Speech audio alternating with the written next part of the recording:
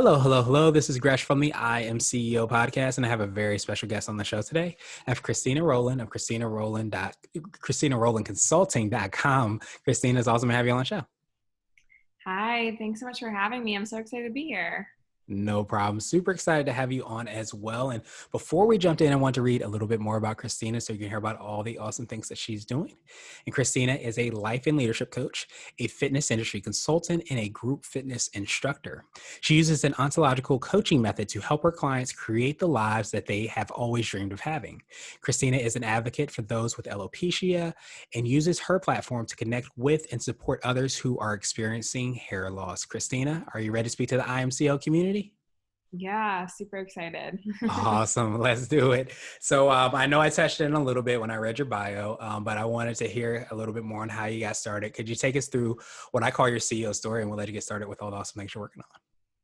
Yeah, absolutely. So I have a very unique background, I'd say. I went to University of Maryland in undergrad and got my degree in kinesiology, and then I studied in China for a year, and then I got my master's in international economics at Johns Hopkins.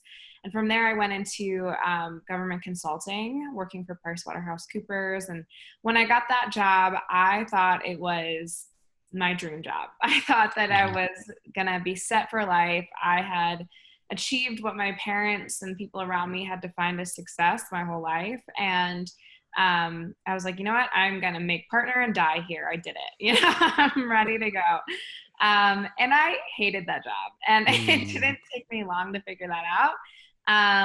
But I definitely felt pretty lost after that, thinking, like, I thought this is what success was supposed to be. I thought I was supposed to be happy. And like, is this all that life is? Just like working for someone else and not like being able to do things the way I see them. And also it was very unfulfilling. Like, I didn't feel like I was making an impact on anyone personally or anything like that. So I struggled with that for a while. And unfortunately, about 3 years ago, my mom passed away very suddenly.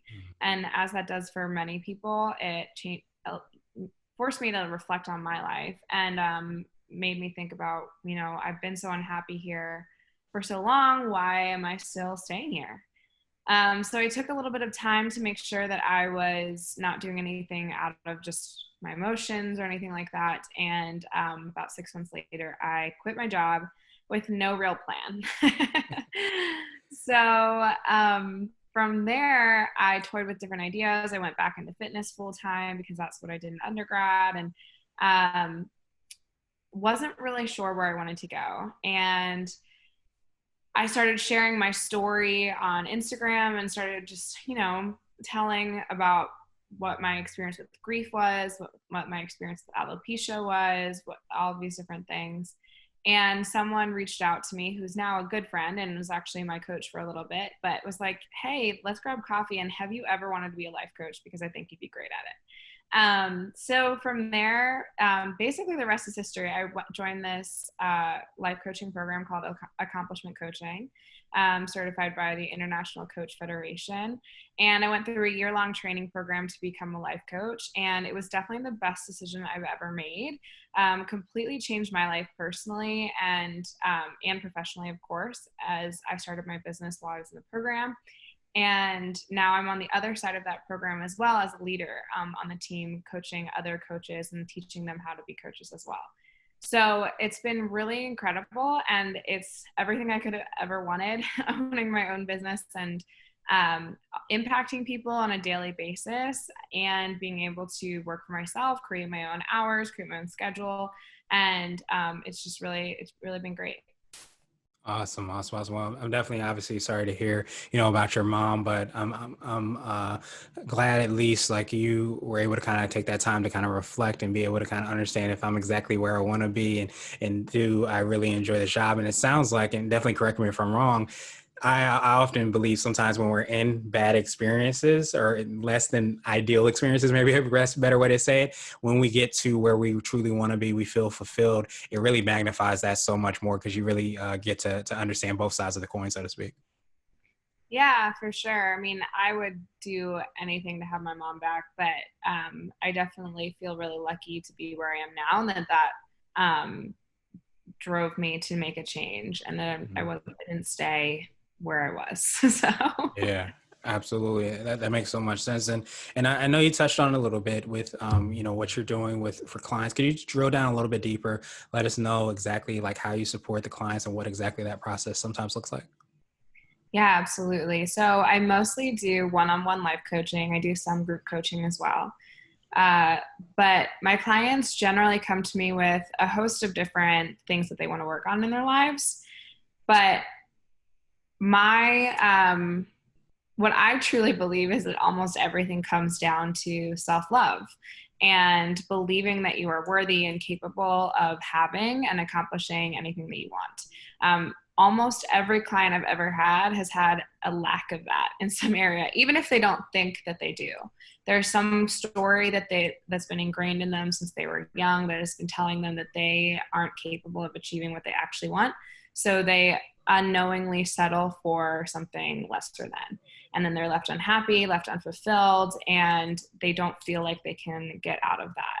So, and that could be anything from relationships to career to fitness to anything, just about anything. So generally I meet with my clients once a week for an hour, and we really just talk. We have a conversation.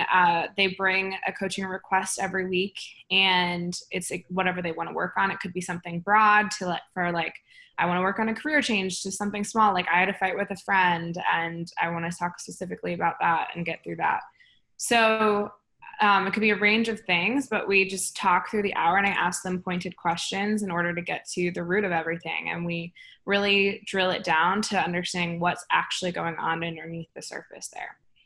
And from there, we co-create practices together for them to bring into their week. So it'll never be something like they are completely resistant to. We try to make it so that both of us agree upon the actions going forward.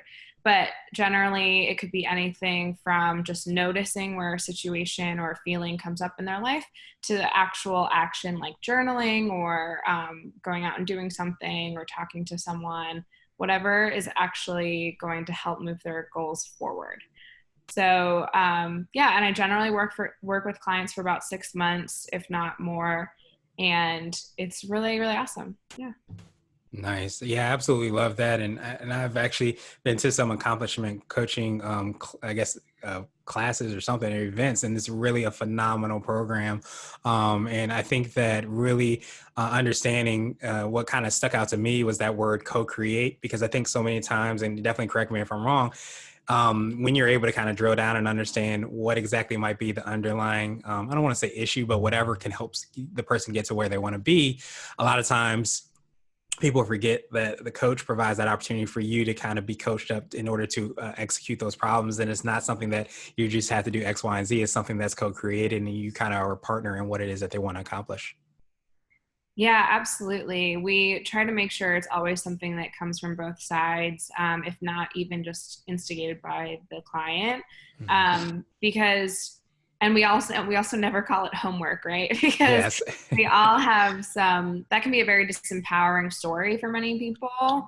You Mhm. know, whatever your relationship was in school, whether it was that you hated homework, whether it was that you feel like you need to do it perfectly in order to please the Mm. coach, like we all have something around that idea of homework. And this is really not something that I'm going to scold anyone on or like be upset with my clients for. If they're resisting what we're trying to work on, like we're going to get to the root of that too. Like, why are you resisting it? Why didn't you want to Mhm. do it? Let's figure that out. So that's why it's very intentionally supposed to be something that the client feels empowered about and that they feel like they can accomplish. So, yeah. Yeah, absolutely. And I think what resonated with me too is that you talked about the idea of kind of self-love, because I think there's a quote in or a phrase in Think and Grow Rich where it says most of the issues I guess sometimes people have is at the root of it is self-confidence. And a lot of times we forget or we kind of maybe zoom over the fact that how important that is. So I love that you really touched and brought that to light, because I think that self-love, self-appreciation, all those things, sometimes we can beat ourselves up worse than the world can at moments.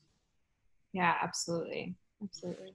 Awesome. So I wanted to ask you now for what I call your secret sauce. And this could be for you personally or your business or a combination of both. But what do you feel kind of sets you apart and makes you unique? Um, I think, well, this type of coaching in general, I think what sets it apart is how we do, like I said, get to the root of the problems and actually try to understand the whys underneath.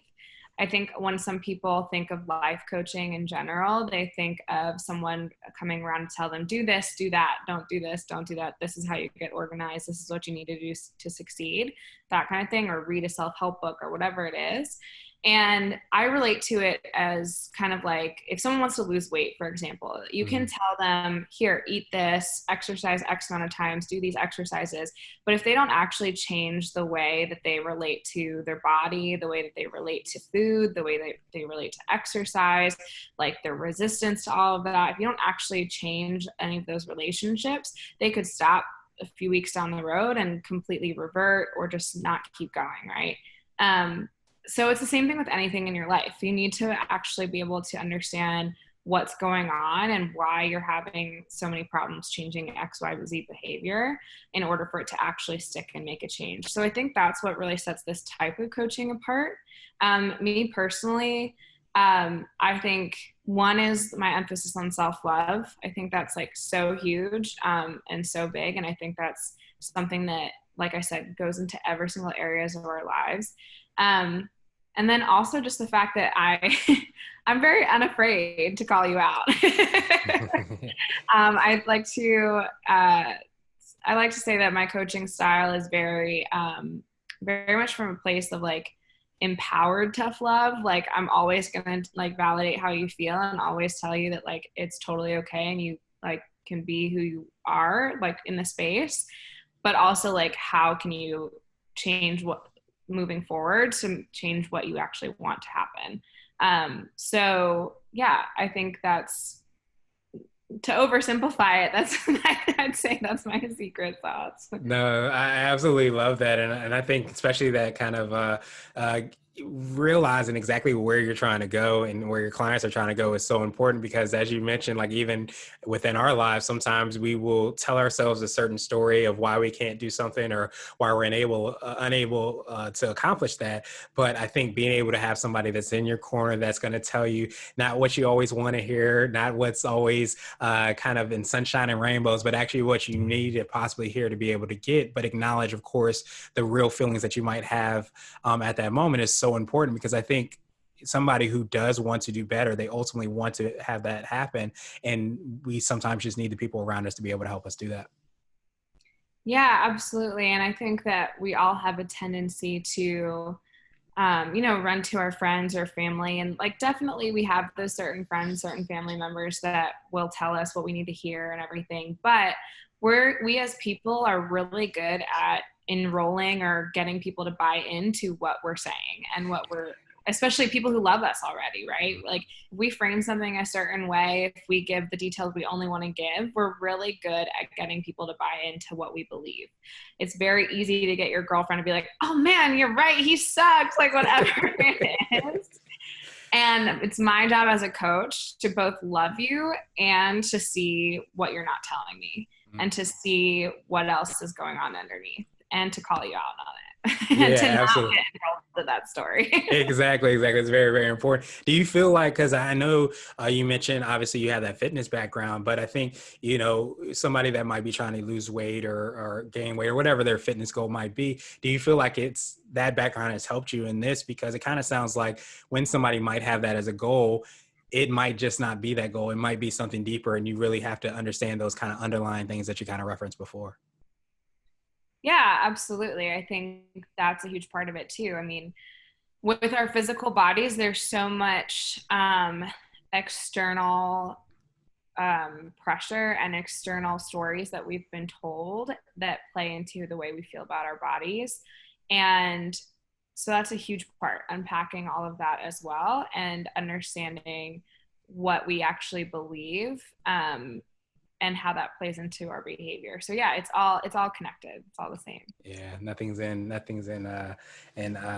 different boxes, I guess you can say. Everything is all aligned. So absolutely appreciate that. And I wanted to switch gears a little bit and I wanted to ask you for what I call a CEO hack. So this could be like an app, a book, or a habit that you have, but what's something that makes you more effective and efficient? Yeah. So, two kind of different things, but very related. I think keeping same habits in the morning is like one thing that definitely is huge for me. I use an app called Habit Minder, which allows me to track the habits that I do every single day. And you can see them like for weeks and months and years at a time, what your patterns are like and stuff like that. And you can set timers for if you want to do it for a certain amount of time every day, things like that. But I wake up in the morning and, I do my meditation and some physical therapy exercises for my shoulder and neck and whatever, and just kind of set myself up for the day that way. And I track everything on my app. But along with that is what something we call like top 6 priorities for the day. So every night I'll write down the list of the top 6 things that I need to accomplish the next day. And the next day I'll rank them also in order of importance. And the next day I will start working on the list and try to bang out the first one before I move on to the second one. But if I do get stuck at that first one, I move on to the second one and allow myself to keep going, and then go back to the first one when I need to or when I feel that I can. This kind of just helps me set myself up to figure out exactly what is the most important, because it's easy. I call myself a perfection procrastinator. I don't like to do things until I feel like I can do them perfectly. Mhm. So it's easy to procrastinate with a lot of little things here and there and not bang out the big things that I actually want to get done. So this helps me keep accountable to see like, okay, this is what I actually need to do today. I don't actually need to do all these little administrative tasks or vacuum or whatever it is that I'm using to procrastinate. So yeah. Yeah, that makes so much sense, and I'm sure everybody listening can definitely relate to that because so many times when you don't have that clarity and that I think you call it top 6, that's that list of 6 things. So many times you can start putting out. I guess they're not even fires, but you might call them fires sometimes in your head just so that you don't have to do what's actually on that priority list. And I love that app, which I haven't heard of, but I'm definitely going to check out because I think when you're able to start tracking and start seeing things, then you start to be able to kind of understand like why certain things are happening, why they're not happening, why maybe the day didn't go according to how you wanted to, because you're actually tracking those things and you can kind of probably start to see trends and narratives from there. Yeah, absolutely. Awesome, awesome, awesome. So now I wanted to ask you for what I call a CEO nugget. And this could be a word of wisdom or a piece of advice. It might be something you would tell a client, or if you hopped into a time machine, you might tell your younger business self. Yeah. Um, I think the one thing that I always remind myself, and that I feel like if I had known when I was younger would have made all the difference, um, is that pretty much nothing that anyone else in this world does is about me.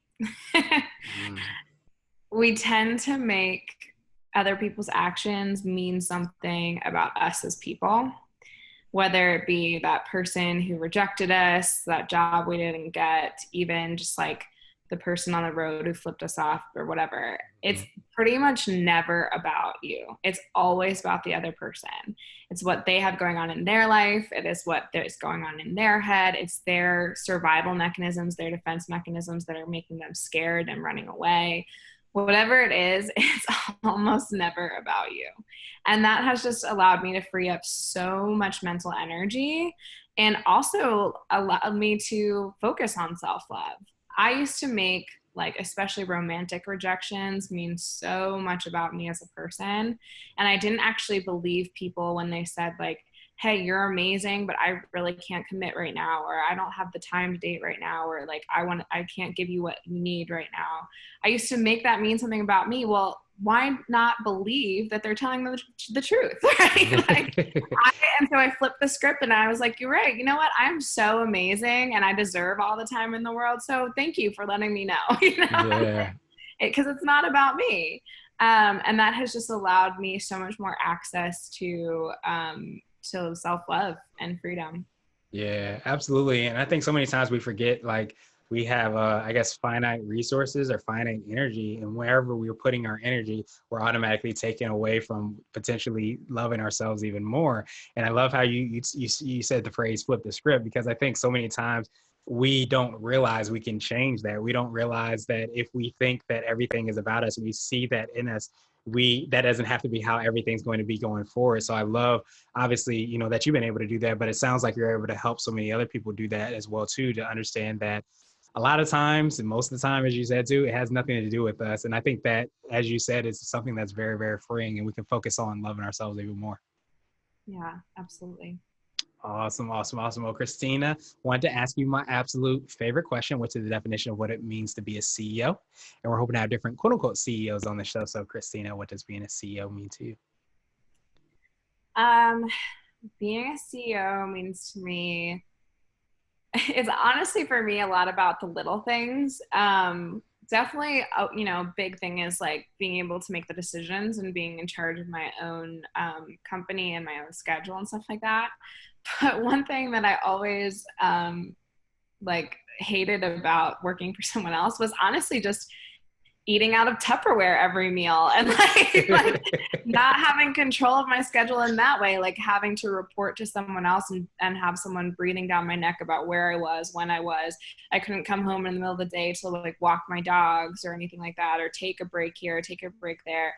And so for me, being a CEO is just about that, like the freedom to like be where I want when I want to be there. Like right now I'm working from Philadelphia, even though I live in DC. And it was just like, hey, why not? Like do something different. Yeah. And so that's what it means to me, and that I can like travel and live my life and like and be where I want to be. So yeah. Nice. I absolutely love that. Do you feel like because of that, you've become more appreciative of those little things because you're able to now have more control and freedom as a result of that? Yeah, absolutely. I mean, I think on a day-to-day basis now, I might take it for granted more because I've gotten used to it. Now I've been doing it for a while, having my own schedule. But I always think back to those days when I was in consulting and in like government buildings with no windows, wearing a suit, eating out of Tupperware for like at least 2 meals a day. My dog was at home alone for like 12 hours. Like I think back to that time all the time, Mm. and I'm super, super grateful to be where I am now for sure. Nice. I definitely appreciate that because like so many times we can forget that, but that's what I was even kind of touching on. Sometimes when we're in those certain circumstances, we can always go back to that and remind ourselves of that so we can be more appreciative and we can understand like all the really phenomenal things that we get to do and create and co-create with phenomenal people too. So Christina, truly appreciate that definition. I appreciate your time even more. What I want to do is pass you the mic, so to speak, just to see if there's anything additional you can let our readers and listeners know. And of course, how best they can get a hold of you and find out about all those things you're working on. Yeah, thanks. Absolutely. So, people can find me on my website, Christina Rowland, and CHRISTINA consulting.com. I'm also very active on Instagram. You can DM me, find me there. Stina, short for Christina, is my brother's nickname for me. Stina E for my middle name, and Roland. Um, and other than that, I didn't talk about it too much, but I am really big advocate for people who are experiencing hair loss, whether you have alopecia or something else going on. I am completely bald, and I started losing my hair when I was a freshman in college, and going through that was like very huge and pretty traumatic for a young woman. So that has definitely been a huge factor in my journey to self-love and like understanding how to love myself when I was physically lacking something that the whole world really like talks about and prides themselves on and identifies people with, and that looks different from everybody else. So that's been a big part of my life and my journey, and I love being able to support other women and men who are experiencing the same thing. So yeah. Awesome, awesome, awesome. Well, we will definitely have the links and information in the show notes as well so that everybody can follow up with you. But I definitely appreciate you for reminding us of that because I think so many times, we can feel that we're lacking in so many ways, but whether it be like alopecia or so many different ways that we might feel that we're lacking. I appreciate you for kind of leading that charge and being a place for people to have those conversations and know about it, increase awareness because I think that's where, a lot of really great things start by having those conversations and the advocacy that you're doing as well, too. So thank you so much again, Christina, and I hope you have a great rest of the day. Thank you too.